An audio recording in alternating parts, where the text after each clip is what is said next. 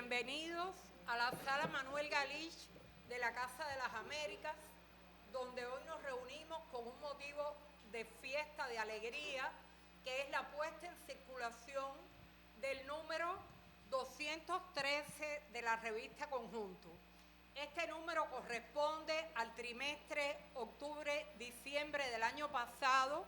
y es el número que cierra la celebración del 60 aniversario de la revista Conjunto.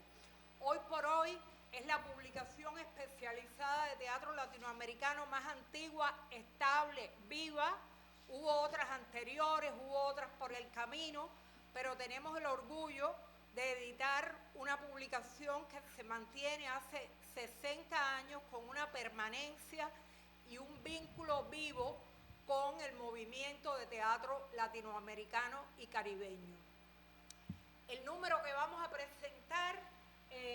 vamos a tener la suerte, como ya se había anunciado en la nota de promoción, de que lo comentarán la directora cubana Irene Borges, directora de Aldaba Teatro, y el investigador chileno Cristian Opazo, profesor titular de la Universidad de Chile. Y antes de darle la palabra, que voy a hacerlo en el orden inverso, porque siempre primero tenemos al presentador de otro lugar, que aunque no está en vivo, con los avatares de la electricidad no corremos ese riesgo, pero vamos a tener el rostro y la voz de Cristian dándonos sus opiniones de Conjunto, y luego la compañera cubana. Pero antes de darle la palabra a ellos, yo quería comentar que este número que cierra este año y que tiene el año pasado y que tiene dos ejes fundamentales, el teatro para niños y el teatro de mujeres, en el esfuerzo que realizan muchas mujeres del teatro latinoamericano por la paz, ha tenido una feliz confluencia en la cubierta gracias a la magnífica elección de nuestro diseñador Pepe Menéndez, que se encuentra aquí y que es también, como siempre digo, el responsable de esa imagen que la defiendan. Entonces, en primer lugar, ya damos paso a la intervención de Cristian Opazo. 213 de la revista Conjunto. Antes de comentar cada una de sus secciones, no puedo eludir comenzar con una pregunta. ¿Por qué nos fascinan las revistas? ¿Por qué nos fascina Conjunto? Y creo que la respuesta se puede resumir en tres factores. Conjunto nos fascina en primer término porque la letra, impresa de molde, va acompañada de un archivo fotográfico, artístico, lleno de ilustraciones, de negativos, de esculturas, de rostros, de voces, de elencos, que testimonia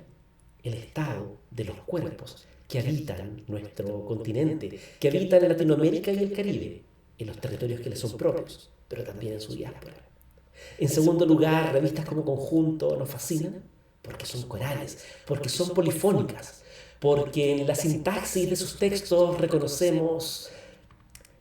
formas idiomáticas propias de Colombia, de Cuba, de Chile, de Argentina o incluso de Brasil. Reconocemos acentos, reconocemos fonéticas, reconocemos semánticas, reconocemos finalmente formas de habitar esta región de la Tierra. Y por supuesto que Conjunto nos fascina, porque es una revista con sentido de urgencia, o mejor dicho, con un compromiso ético irrefutable con el presente. Me refiero a que cuando las y los articulistas de Conjunto desempolvan un texto del siglo XIX europeo, o cuando penetran en un archivo desconocido del teatro latinoamericano de, por ejemplo, la década de 1920, es para encontrar allí la palabra justa, la palabra sabia, que nos ayude a recorrer de forma más lúcida un presente cada vez más nublado. En tiempos en que hablamos de la crisis de las humanidades y que nuestro oficio muchas veces parece rendirse a la tiranía de publicar papers en formato extremadamente academicista, Conjunto nos recuerda que quienes ejercemos la crítica tenemos el compromiso de buscar nuevas formas expresivas, formas que sean sencillas, pero no simples. ¿Qué quiero decir con eso? Formas de escritura, de crítica, que nos permitan llegar a audiencias lo más amplias posibles, en particular aquellas que quedan perpetuamente fuera de los muros de la academia, pero sin renunciar por ello a imaginar diálogos imposibles, sofisticados, delicados, agudos, a no renunciar, por ejemplo, a que una línea de Martí pueda encontrarse y refutar una venta de Walter Benjamin. No pretendo agobiarles con estas reflexiones sobre la crisis de las humanidades o sobre la seducción de las revistas, y me lanzo, por ende, a bucear en los contenidos de este número 213 de la revista Conjunto. En la portada hay un detalle de gran sutileza a cargo del diseño de Pepe Menéndez, y es una fotografía que nos muestra a una teatrista violín en mano acercándose a un grupo de niñas. Lo relevante es que esas niñas, lejos de estar entregándose con una sonrisa fácil, están ocupando barbijo. Una sonríe, la otra mira al piso más atrás, otras dos parecen preocupadas de otros tantos temas. El detalle de la fotografía es un magnífico epígrafe para el tema central del número: teatro para niños y jóvenes de las Américas. ¿Y por qué digo que es un espléndido epígrafe? Porque nos recuerda que la infancia no es un proceso idealizado de futuras personas que en su mayoría de edad transitarán la crudeza del mundo. No, el rostro de esos niños que miran con diverso grado de entusiasmo a la teatrista que porta el violín en sus manos, nos recuerdan que en la infancia conviven el juego, el ideal de futuro, pero también las urgencias de un presente desgarrador. En esa línea se articulan los ensayos que animan esta sección del volumen. Comienzo destacando, por ejemplo, el trabajo de Michel Guerra Adame, que propone con gran sutileza el siguiente argumento: existe una Declaración Universal de los Derechos del Niño y de la Niña, pero ella nos dice que si esta declaración no es movilizada, no es puesta en práctica, deviene letra muerta. En ese sentido, su propuesta plantea que las prácticas artísticas y el acompañamiento a niños, niñas y adolescentes para acercarles al teatro es una forma privilegiada de convertir la letra petrificada de una Declaración Universal en una práctica cotidiana. El teatro puede revivir el espíritu de la ley. Nora Lía Sormani, en tanto, agrega en su trabajo que el teatro para niños y niñas es cosa seria, por dos razones. Primero, dada la urgencia en que viven las infancias, quienes cultivan el teatro deben continuamente estar hurgando en el archivo del oficio y ser competentes en el manejo de títeres, de malabares, de actuación, de música y de voz.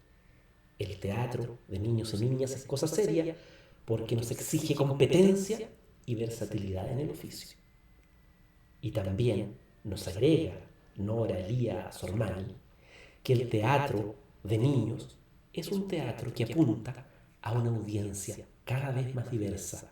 a una audiencia que vive muchas veces en una precariedad invisible. Será el teatro la disciplina invitada a hurgar en los espacios de esos niños y a poner su voz con el debido volumen que ella reclama. Línea de los trabajos antes dichos, Isabel Cristina López Asme nos plantea que en su propia práctica teatral la escena está articulada a través de diversas dinámicas: manualidades, construcción de objetos, música, baile. Isabel Cristina López Asme nos dice que una de las cuestiones más fascinantes del teatro para niños y niñas es que va dirigido a una audiencia que interviene activamente en la búsqueda de su propio lenguaje, en la búsqueda de lo que nos permitirá interpelarles. Ella nos muestra con suma delicadeza como niñas y niñas de La Habana, por ejemplo, cuando asisten a las funciones teatrales, no son espectadores pasivos, sino que por el contrario son invitados al espacio escénico para jugar, para construir su propio espacio. Y ella ilustra esto con una bella figura, nos cuenta cómo, por ejemplo, en uno de sus montajes, niñas y niños juegan con diversas cajas, hasta que en una de ellas encuentran una semilla. Así como en la fábula teatral los niños encuentran una semilla que el día de mañana germinará, ella confía que el haber sido partícipes de montajes teatrales que les dan la posibilidad de encontrar su propio lenguaje, permitirá que en ellos germine el gusto por el arte y, como ya se ha dicho en los trabajos previos, también con ello germinará un compromiso político y cívico de justicia de largo aliento. En esa misma línea remata esta sección el bello trabajo que le da voz a la trayectoria de otro teatrista cubano, Cristian Medina, quien nos cuenta, por ejemplo, cómo en ese oficio de hacer teatro para niños, las personas que como él ejercen el oficio de titiriteros, se van dando cuenta cómo las recetas, cómo las técnicas van cambiando día a día, determinadas justamente por las exigencias y las demandas de estas audiencias. Este dossier sobre infancias creo yo que nos enseña dos grandes lecciones. El teatro permite movilizar las políticas sobre infancia y hacer que éstas lleguen donde parece vedado, y al mismo tiempo estos ensayos nos enseñan que la gran dificultad y al mismo tiempo el gran desafío que plantea este tipo de teatro es el recordarnos que sus cultores deben ser teatristas preparados en una infinidad de registros y técnicas, probablemente como ningún otro, porque en el día a día de sus funciones son ellos los invitados a seducir a las audiencias del futuro con diversas técnicas, con diversos elementos, con diversos saberes. Este número, junto con escuchar la voz de las primeras infancias, de niños, niñas y adolescentes, también escuchamos la voz de las mujeres, un coro polifónico de críticas y teatristas que nos invitan a sumergirnos en festivales latinoamericanos donde el escenario se convierte en un espacio de reflexión acerca de la paz. Pero la paz entendida no como un mero estado de letargo y de negación del conflicto, sino la paz entendida como un estado al que se accede después de la justicia.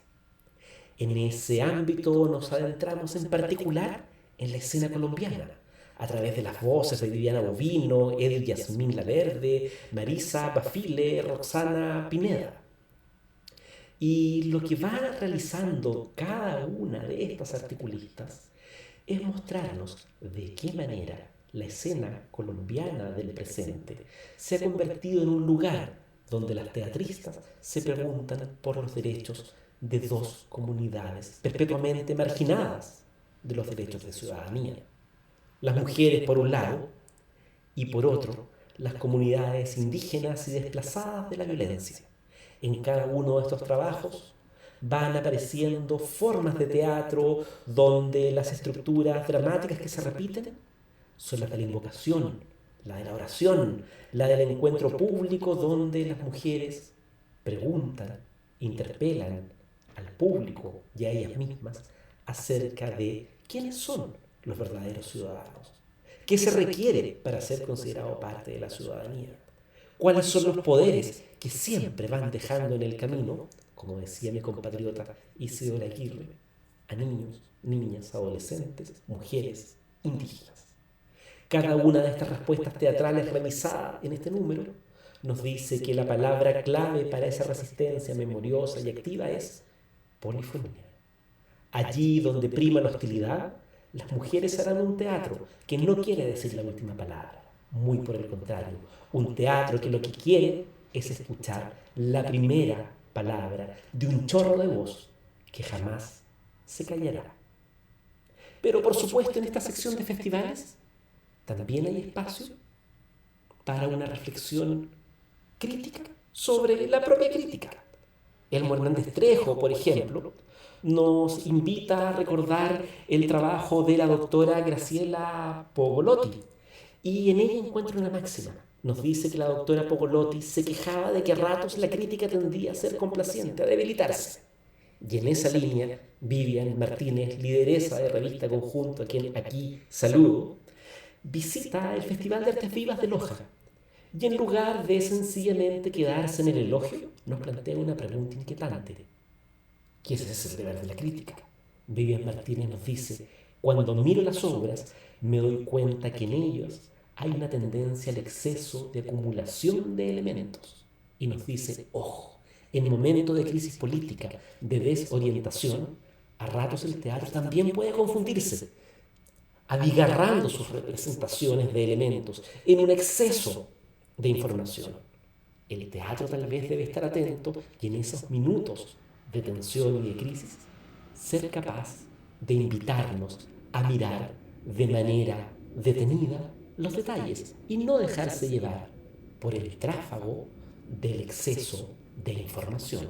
La crítica no solo debe ser complaciente, la crítica, por el contrario, debe ser aguda y ordenar nuestro tránsito por el presente. Revistas que nos fascinan, Conjunto cierra este volumen, por supuesto, con inquisiciones al pasado. Hay trabajos de Ana Alvarado que rescatan la presencia de Tadeusz Kantor en Argentina, el célebre polaco, y nos recuerda cómo en la medianoche de esa transición a la democracia que muchas veces esquivaba la justicia, hubo una generación de teatristas que en diálogo con Tadeusz Kantor se dedicaron a hurgar los desechos, la basura, los escombros de la democracia. ¿Por qué? Porque confiaban que al rescatar los desechos de un pasado borroneado, estábamos de algún modo devolviendo a la vida las voces que la dictadura, cuyos fantasmas todavía merodeaban, nos había arrebatado. Y Diego Fernández Montoya, también en su búsqueda del pasado, nos invita a reencontrarnos con la figura de Enrique Buenaventura y nos muestra cómo Buenaventura fue un teatrista que de algún modo no quiso llegar al gobierno, sino que quiso ejercer el poder popular. Nos muestra cómo Buenaventura rompe los muros de la universidad y desde Cali sale al encuentro de agencias populares, de indígenas, de campesinos, de mujeres, de las personas postergadas de la sociedad, para construir con ellos, de modo coral, un teatro auténticamente nacional y popular.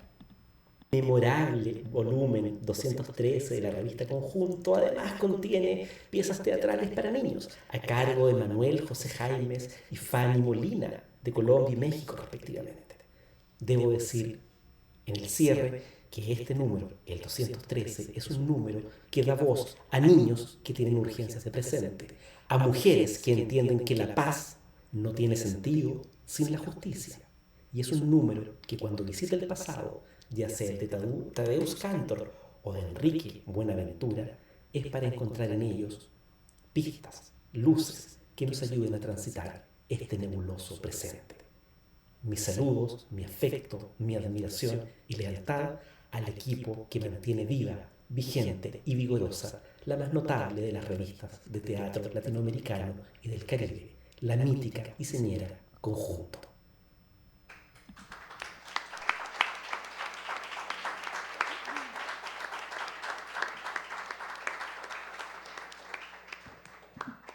Bueno, a la distancia yo le agradezco mucho a Cristian Opazo, su lectura tan minuciosa y tan razonada que lo llevó a conceptualizar en algunas líneas que tienen que ver con el teatro latinoamericano y con nuestras sociedades hoy. Entonces, ahora sí le doy paso a Irene Borges, que también va a hacer su comentario sobre la publicación. Las artistas del mundo no queremos más muertos.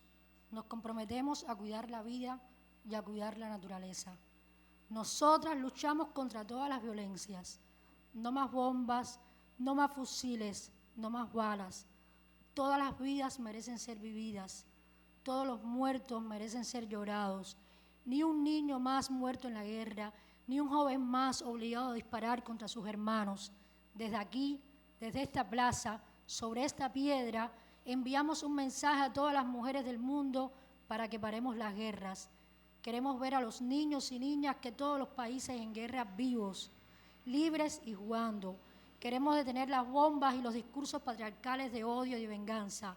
Sobre estas piedras juramos defender la paz y defender la vida. Este es el manifiesto escrito por Patricia Ariza y que concluyó el performance el 14 de septiembre en el encuentro de las Magdalenas que se hizo este año en España. un performance donde participó toda la ciudadanía de esa comunidad. Y yo lo tenía para el final, pero las palabras de Cristian me emocionaron y dije, voy a empezar a leerlo al principio. Para mí es un honor que Vivian me haya invitado aquí en este momento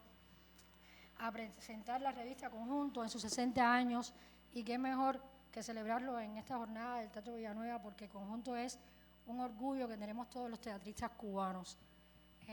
Para mí, tengo que ponerme los espejuelos, yo me siento muy feliz, no solo por estar aquí junto a ustedes en esta celebración, no solo porque Vivian me haya invitado a la presentación, sino por el viaje tan profundo al teatro latinoamericano que la lectura de esta revista me ha permitido hacer, por las aglomeraciones de emociones que sentí leyendo cada página, cada artículo, cada defensa hacia un mundo mejor, que es lo que yo sentí todo el tiempo que estaba leyendo la revista Conjunto, una revista revolucionaria que en cada página nos convocaba a pensar desde esta región en un mundo mejor, un mundo que implica a los niños, a las mujeres, los hombres, que nos implica a todos.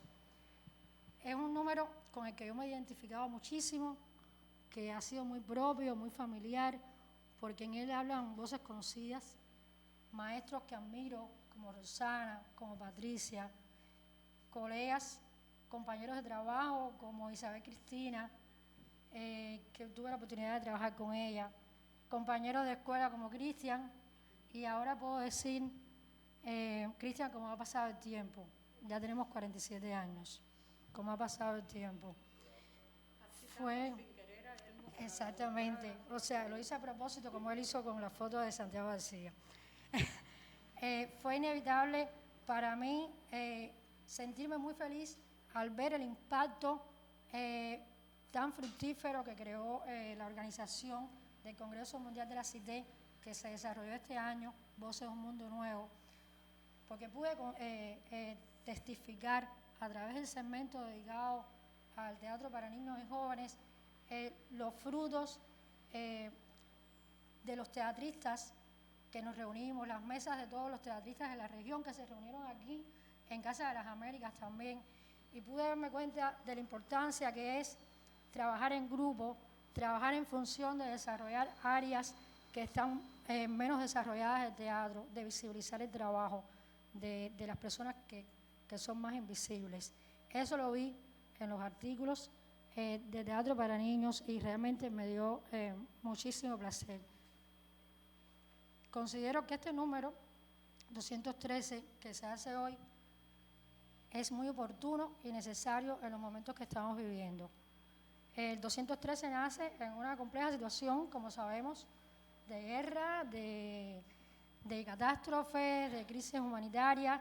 y se presenta hoy a un día de que Donald Trump vuelve a ejercer el poder y que nos comparte un futuro incierto, que no sabemos lo que va a pasar. Pero aún así, la revista 213 nos abre el 2025 con una portada maravillosa, con una actriz sonriendo, con música llena de colores, despertando música y transmitiendo arte a los niños, a esos niños de la primera infancia que a veces nunca pensamos en ellos, y nos llena de esperanza. Una imagen llena de colores, de sonrisa, y nos describe en cada página que hay que unir hilos de esperanza desde el arte para poder construir una cultura de paz y de igualdad. Es una imagen de Jorge Ricardo Ramírez que nos muestra el proyecto Vía Láctea, del que hablaremos cuando citemos el artículo escrito por Isabel Cristina. Bueno, y la revista comienza con un título muy provocador para mí que se llama Teatro y Derechos Culturales en la Primera Infancia. ¿Recuerdas la primera vez que fuiste al teatro? Es un escrito hecho por Michelle Guerra, coordinadora de la compañía Colectivo Espiral, coordinadora de la Red Regional para la Primera Infancia, y ella nos habla desde el inicio de su artículo, de la Convención de los Derechos de los Niños y las Niñas, aprobado ya hace 30 años, y cómo ha sido el papel del adulto para poder vivir con esa infancia que ya está apoderada, que ya tiene un derecho legal, y nos hace reflexionar sobre el papel del arte en cada una de las etapas de esa infancia. A través del artículo podemos conocer todo lo que se ha hecho en Europa y en nuestra región sobre las investigaciones de la primera infancia. Conocemos también sobre la red Mosaic, una red de artistas europeos que ya cuenta con artistas latinoamericanos, que trabaja y reúne todas las investigaciones desarrolladas sobre la primera infancia y visibiliza el trabajo y las reproducciones, las producciones sobre la primera infancia. En este artículo se cita una carta muy importante que recomiendo que lean, una carta escrita por La Barraca. La Barraca es un grupo italiano que es uno de los líderes en investigar sobre el trabajo de la primera infancia y que la CITES pudo traer a Cuba en el 2018. Un trabajo que hizo, no está escrito en la revista Conjunto, pero bueno, me gustaría hablar de este trabajo, de mi experiencia. Un trabajo, La Barraca, con su director Roberto Fabretti, hizo un taller donde se convocaron a directores y actores de todas partes de Cuba, un taller nacional, y yo pude sentir que esa imagen, esa visualidad que él nos provocaba, dejó huellas en el trabajo, en el teatro cubano. Pero como decía Isabel Cristina en su escrito, todavía no se fortalece en Cuba una agrupación que dirija su trabajo directamente a las primeras infancias. Y por eso felicito y salto por el artículo de Isabel Cristina, felicito muchísimo el trabajo que hace Isabel, cómo nos comparte su método, cómo nos comparte sus búsquedas, sus maneras de crear una práctica de la realización escénica espontánea, una práctica de la emoción, una práctica donde la música, la poesía, se trabaja en un ambiente solidario sin imponerle un espacio a los niños. En este artículo, Isabel Cristina hace también testimonio de una de esas experiencias, porque ella, como teatróloga, por su necesidad investigadora, va reflejando y va haciendo crónicas de cada una de las experiencias teatrales que vive en espacios de círculos infantiles, que no son espacios teatrales. Y algo que le agradezco mucho a Isabel Cristina y que me hace muy feliz también, que Isabel Cristina escribe la primera memoria que yo he leído, no sé si existen otras, la primera memoria que yo he leído del impacto del Congreso y de todo lo que se hizo, de todo lo que hicieron los teatristas de la que se dedican a la primera infancia en todas las sesiones del Congreso. Entonces, eso es una memoria, un archivo que guardaremos desde la revista Conjunto y que verdaderamente me provoca mucho placer. Para adentrarnos a un cambio de visión y a un análisis de la transformación que se está produciendo en el teatro para niños en la región en estos últimos 30 años, tenemos un artículo que me parece fundamental de la especialista en literatura infantil Noralía Sormani, de Argentina, que ella nos habla y reflexiona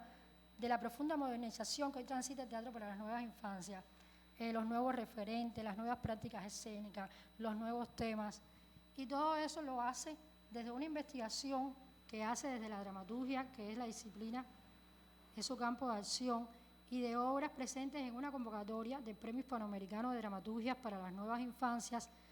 que se hace desde la Facultad de Filosofía y Letras de la Universidad de Buenos Aires, por iniciativa de Noralía y por iniciativa de Jorge Dubati y Rodrigo Ures.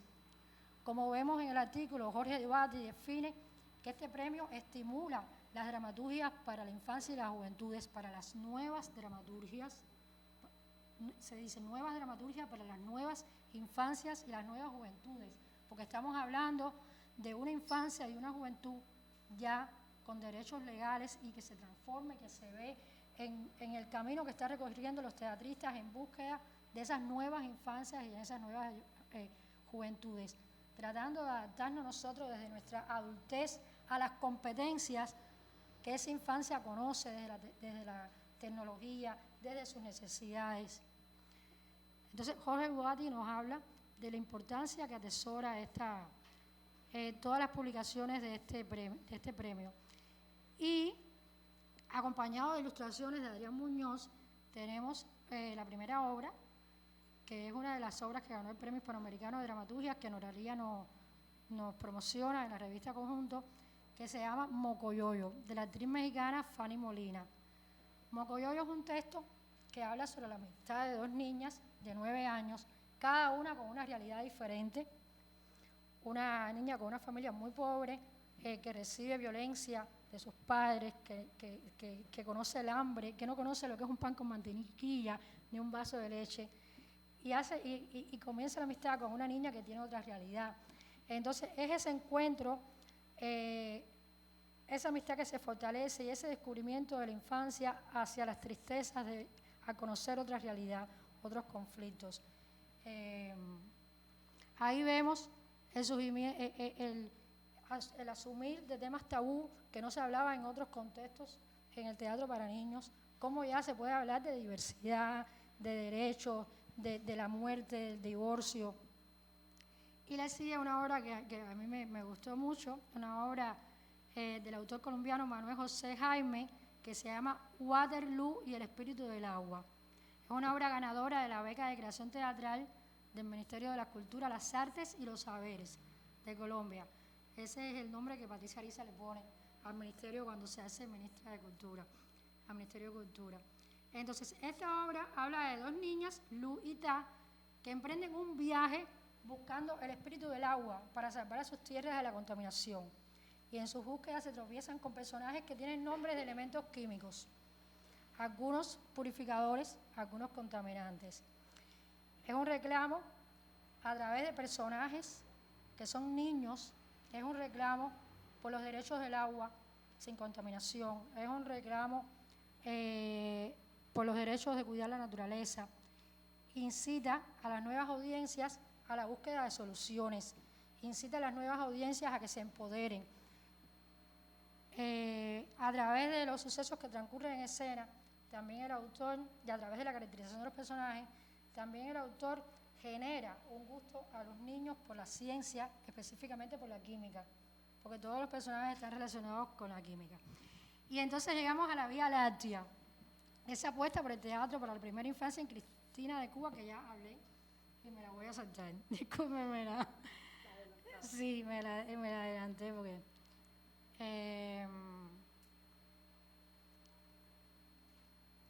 y llegamos a Cristian Medina,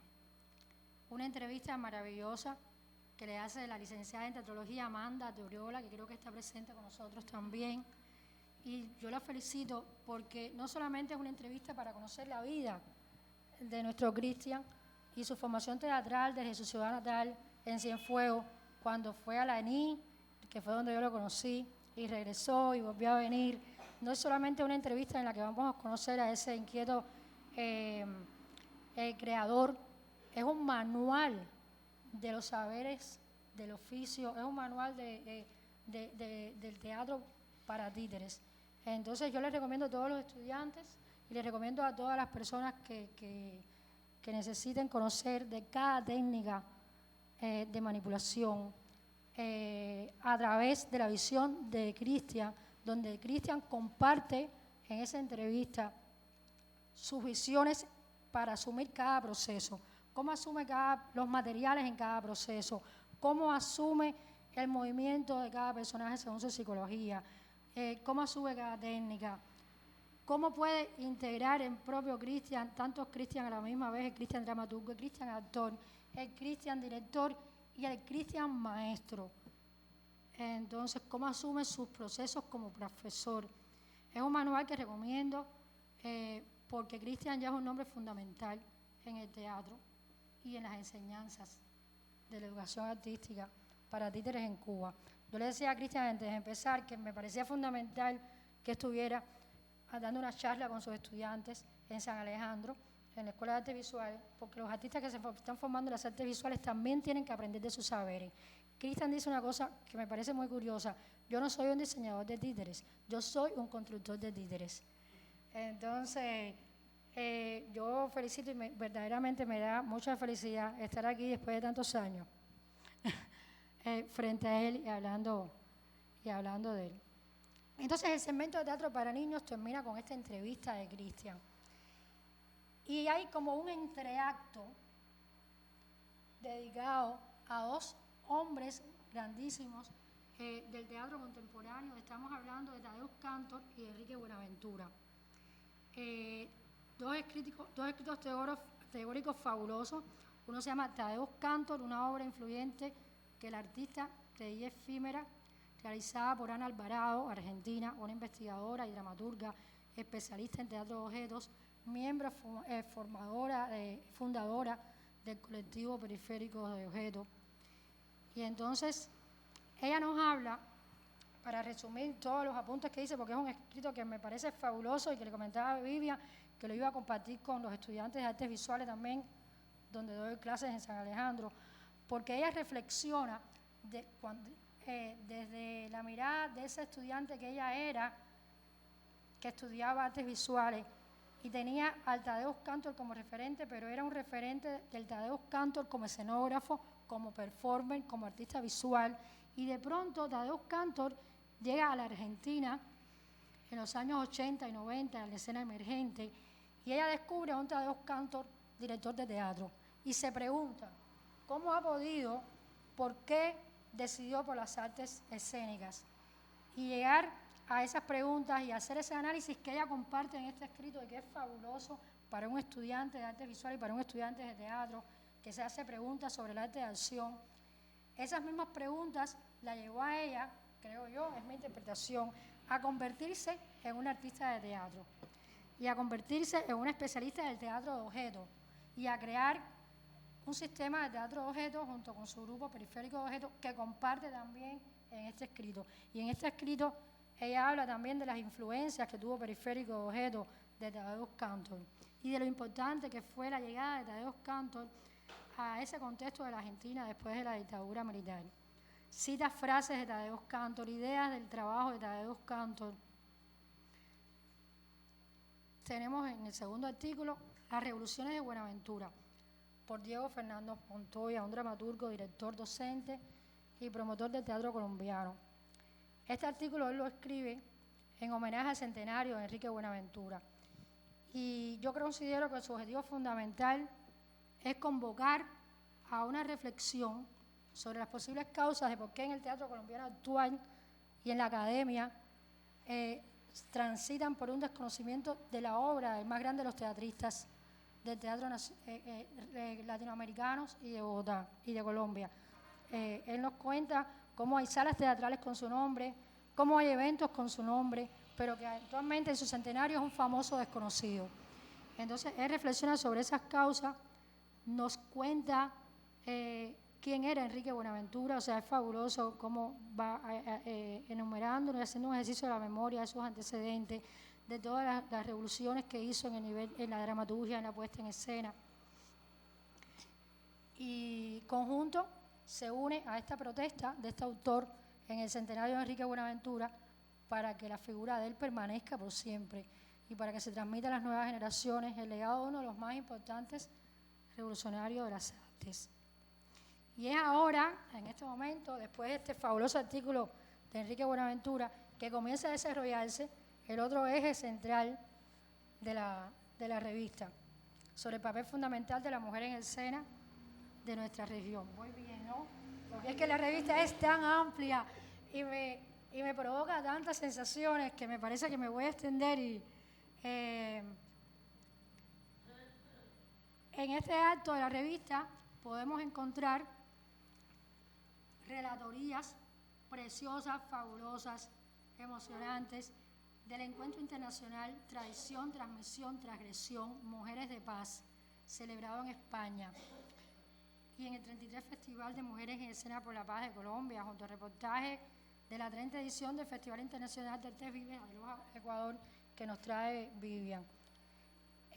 Los tres primeros testimonios son del Encuentro Internacional Tradición, Transmisión, Transgresión, Mujeres de Paz,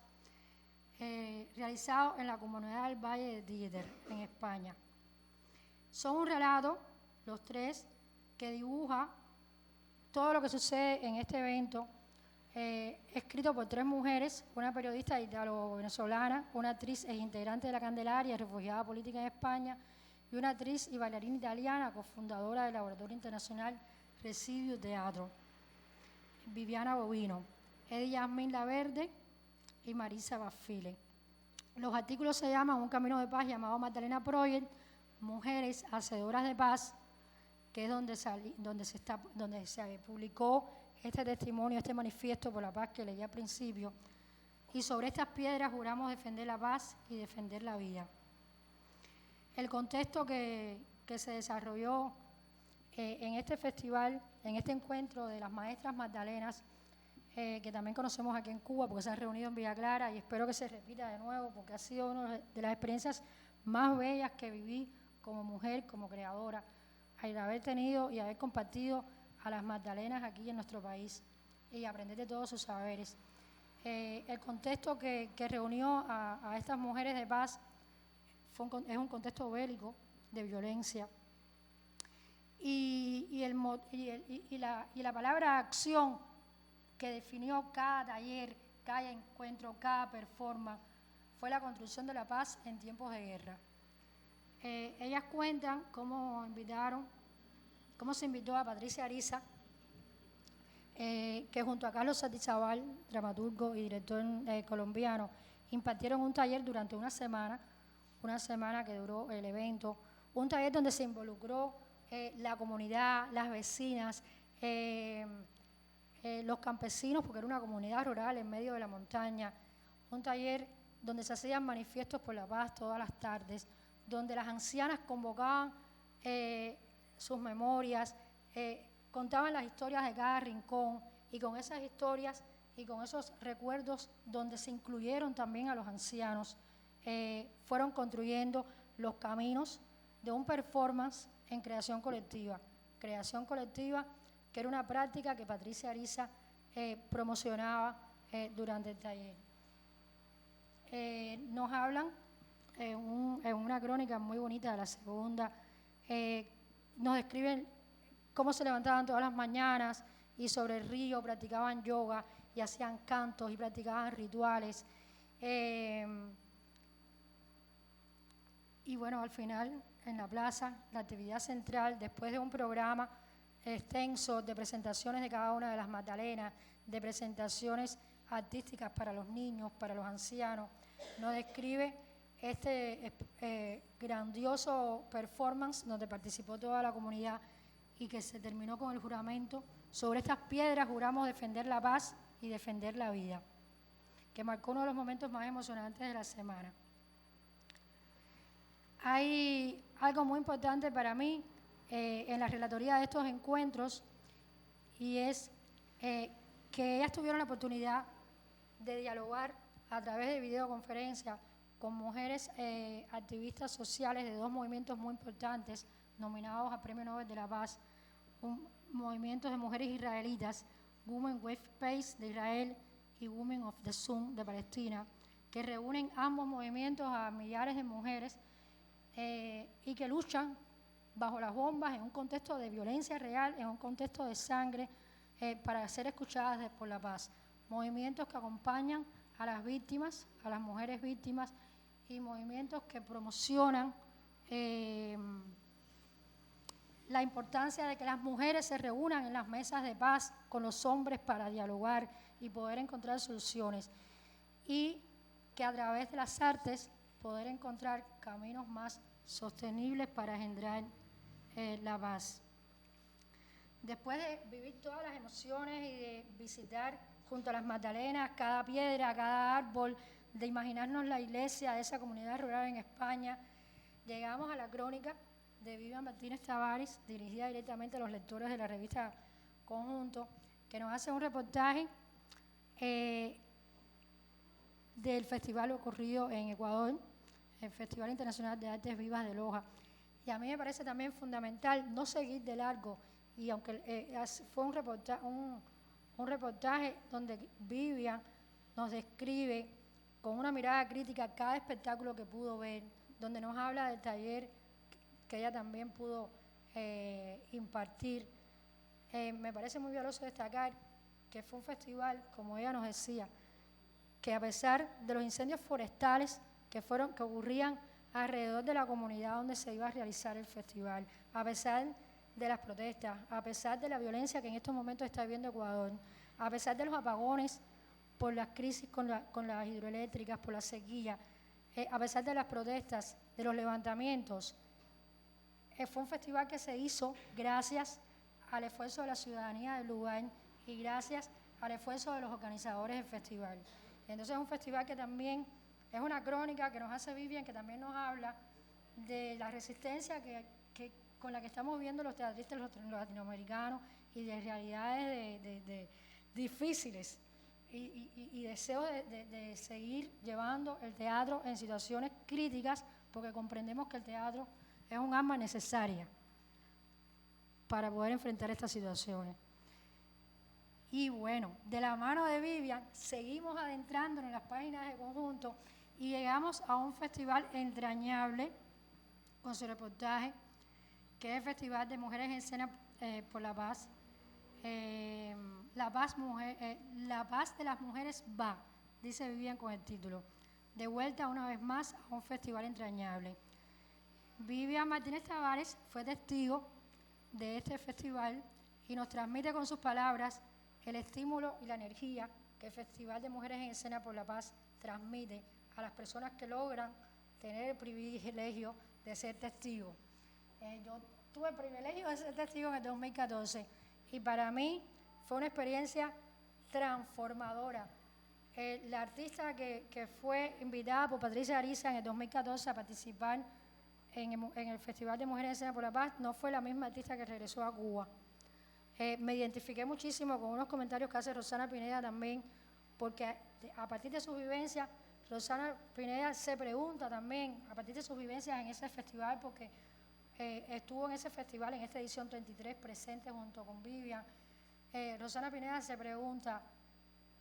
con tantos deseos de poder tener esas mismas luchas, de poder tener esas mismas juntanzas, esos mismos encuentros, de poder tener esas mismas necesidades como creadora. Y yo vine con esa misma sensación. A mí ese festival me revolucionó y me hizo preguntarme sobre las responsabilidades mías como artista, con la comunidad, con el otro. Bueno, Vivian nos cuenta al detalle cada espectáculo que pudo ver, cada manifestación en la plaza en conmemoración de los derechos por la lucha de la mujer, en conmemoración por los tratados de paz, que fueron fechas que se unieron en esta jornada. Nos cuenta cómo pudo ser testigo de la reposición de Guadalupe años 50, de la reposición de Antígona, Antígona Tribunal de Mujeres, que yo también la vi en el 2016. Fue un espectáculo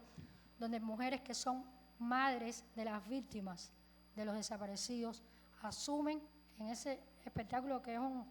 excelente performance, el rol de actriz, para a través del personaje de Antígona reclamar los derechos de enterrar a sus hijos. Y entonces es un espectáculo movilizador. Vivian nos habla también de espectáculos que pudo ver donde los personajes fundamentales de esos espectáculos eran mujeres reales que mostraban, donde los grupos de teatro mostraban sus luchas como activistas, como artistas. Y nos habla también de la participación de Rosana Pineda con el espectáculo Hojas de Papel Volando,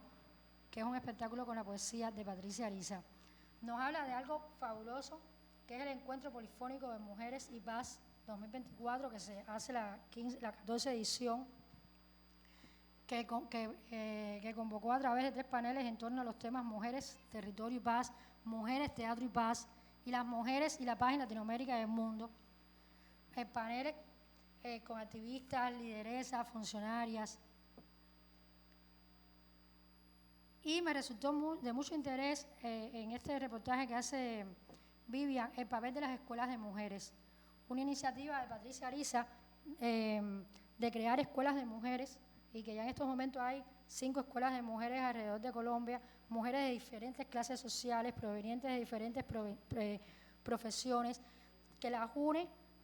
los deseos de formarse artística y políticamente en función de la paz, que las une los deseos de hacerlo a través del teatro y la danza, pero que también comparte sus saberes ancestrales de las medicinas verdes, de las narraciones orales, del bordado, de la cocina, y que Vivian nos pudiera transmitir para nosotros los lectores de Cuba y de otras latitudes que puedan leer esta revista, esa experiencia de mujeres en esas escuelas y compartir testimonios de 4 voluntarias que accedieron a compartir sus experiencias de transformación, de qué tipo de mujeres eran antes de empezar la escuela y en qué mujeres se convirtieron después que pasaron la escuela.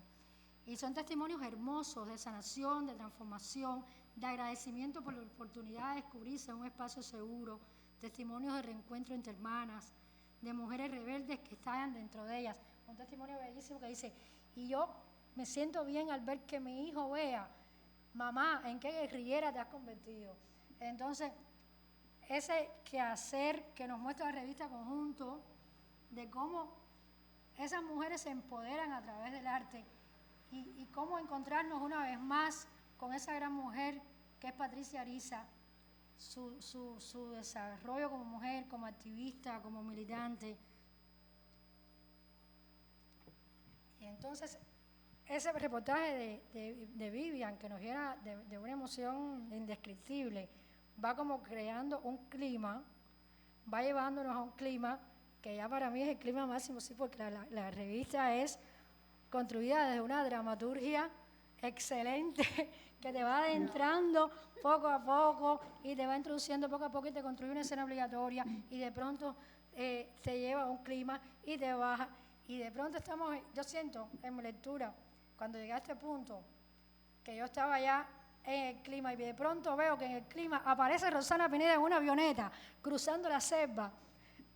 en la narración de su reportaje que se llama Luntanza, y la vemos en una avioneta cruzando una selva y aterrizando sobre un río, el río Guaviare, para llevar a la comunidad de San José de Guaviare,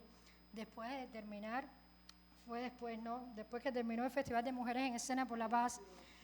parte de Rosana Pineda, como parte del proyecto Juntanzas, proyecto creado también por Patricia Ariza para presentar su obra en el medio de la selva. Y el proyecto consistía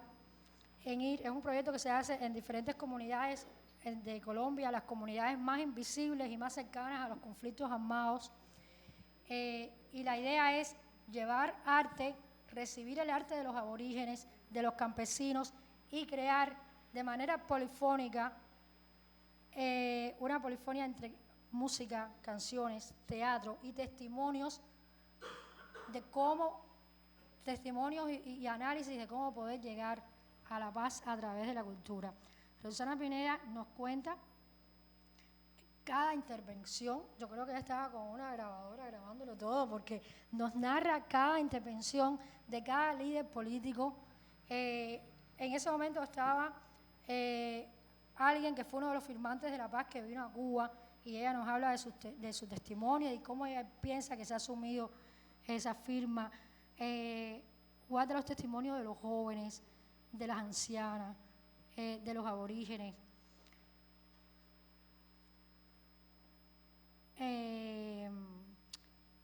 Nos cuenta cada detalle del evento. Nos habla de las muestras danzarias y teatrales que presentó el pueblo indígena de Guaviare, de las mujeres, de la Asociación de Mujeres Trabajadoras. Mensajes de dolor, de esperanza, que agradecían la posibilidad de juntarse para soñar la paz. Cada mensaje exponía su pensar y sentir sobre la implementación de paz. Cada exposición, decía Rosana, fue un performance atravesado por el dolor y la alegría de estar reunidos, por encontrar la forma de seguir construyendo el futuro. Rosana nos cuenta cómo presentó el espectáculo en esa comunidad y que muchos la abrazaban y lloraban porque nunca habían visto una obra de teatro. Y ella cuenta cómo enseguida llamó a Patricia Ariza y dijo: Patricia Ariza, aquí también en la selva tu poesía conmueve. Bueno, como le decía más adelante, leyendo a Rosana, me encuentro una vez más a mí misma como creadora y me replanteo esas rutas de sacrificio, esa responsabilidad hacia el otro, de urgencia real, de transformación, de sacrificio. Y cuando ya pensamos como lectores que ya no hay espacio para más emoción, aparece la sesión Leer el Teatro, con las palabras de presentación que hace Emo Hernández al libro de la doctora Graciela Pavolotti, palabras tituladas Un libro sobre el pensamiento teatral de Graciela Pavolotti, una intelectual incólume.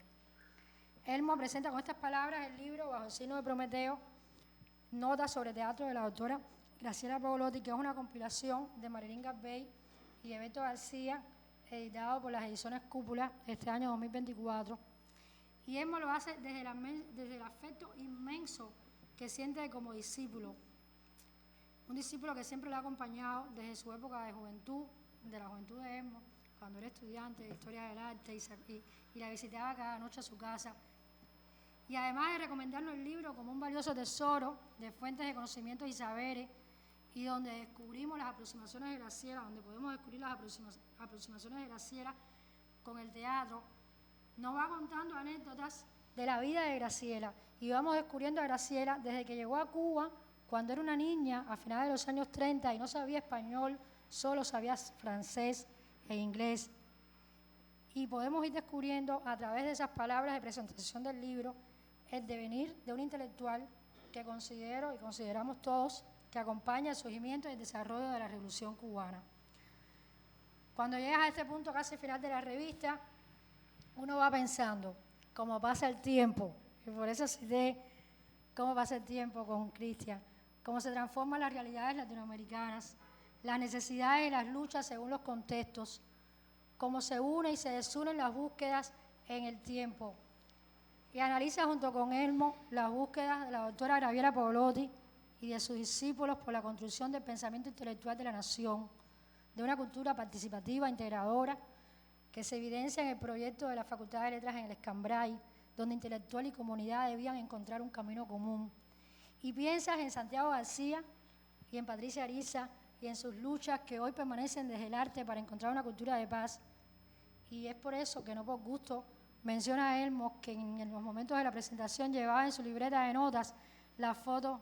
la imagen de Santiago García.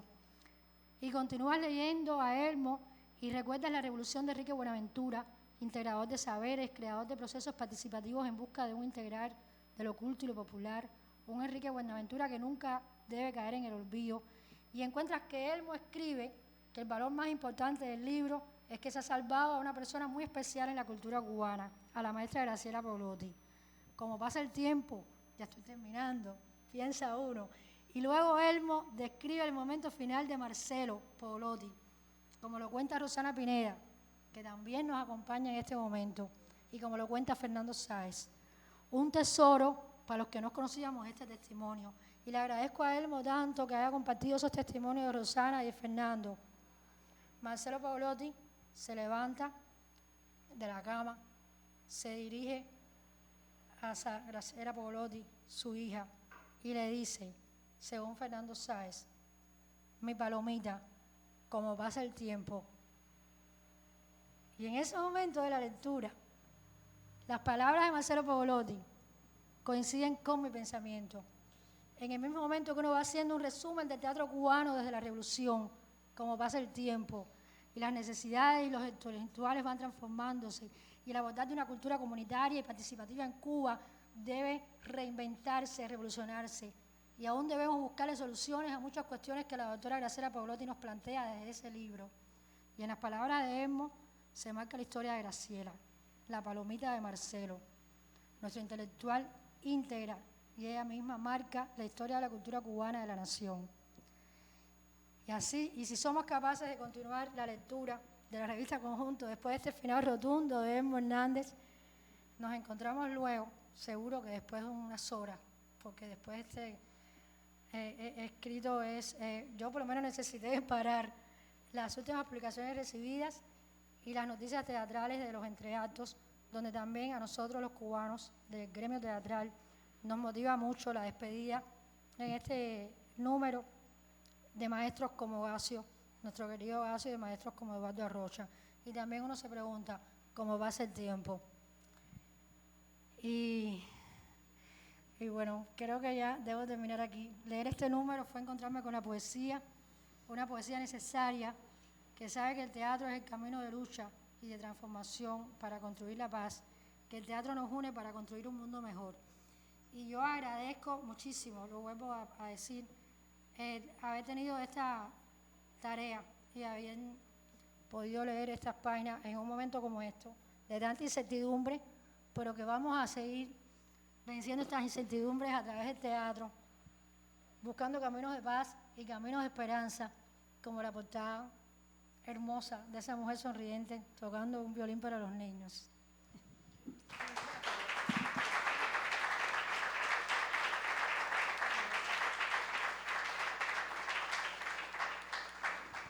Bueno, yo le agradezco mucho a Irene Borges esa lectura que ella ha hecho. Para ella verdaderamente ha sido una especie de epifanía intelectual y artística encontrarse con estas voces que hablan en la revista. A mí me llena de satisfacción haberte podido provocar esas emociones. Ojalá que los lectores también acudan al número, motivados por Irene. Yo quiero, antes de despedirnos, decir unas breves palabras más. Hoy, en la presentación de este número 213, despedimos a una trabajadora del equipo de conjunto, Gladys Pedraza Ondal, secretaria de la Dirección de Teatro. Gladys, párate, por favor.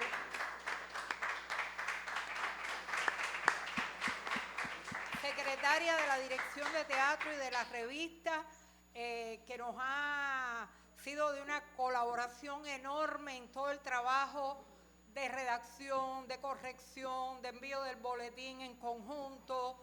y una persona con un grado de pertenencia a la Casa de las Américas muy entrañable y muy largo, y esperamos que Gladys en su merecida jubilación descanse, pero no se desaparezca de la Casa de las Américas. Siempre las puertas estarán abiertas. Y quiero agradecer también aquí especialmente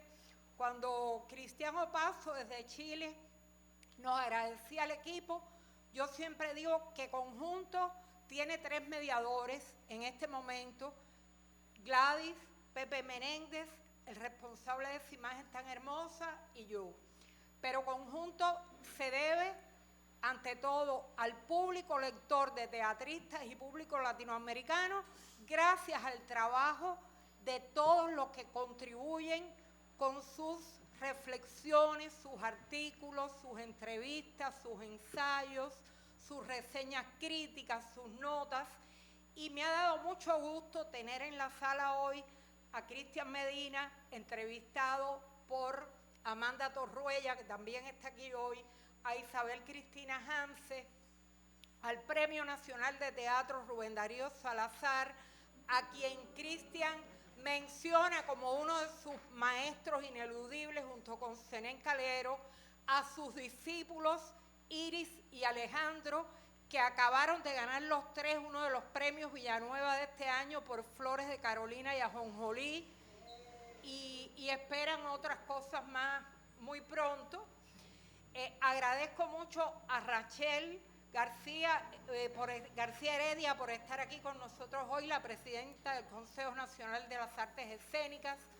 a los compañeros de Granma. Tenemos aquí hoy no solo habaneros, sino matanceros y granmenses, porque desde Granma vinieron también a recibir un estímulo de la UNIAC René Reyes, director de la Guerrilla de Teatreros, Juan González Fife, director de Andante, que hoy fueron estimulados por su contribución desde el teatro y desde todo tipo de trabajo que ellos brindaron a los damnificados de las comunidades de Imías y de Maicí y San Antonio del Sur, durante el azote del huracán, que tuvimos ese hecho tan lamentable. Y allí estuvieron ellos con el teatro, primero con su acompañamiento a los habitantes, con su trabajo manual y luego con el trabajo teatral. Está también Ridiel, el presidente del Consejo Provincial de la provincia de Granma. Me da mucho gusto que haya estado hoy con nosotros aquí, y agradezco también a mis compañeros de la Casa de las Américas, los 3 vicepresidentes, Jorge Fornet, Iris, todos los que están aquí, Yoli, que está por allá atrás, Jaime, que que ha estado a cargo del apoyo audiovisual, y les agradezco mucho a todos ustedes acompañarnos hoy. Ojalá tengan la intención de leerse la revista y bueno, les deseo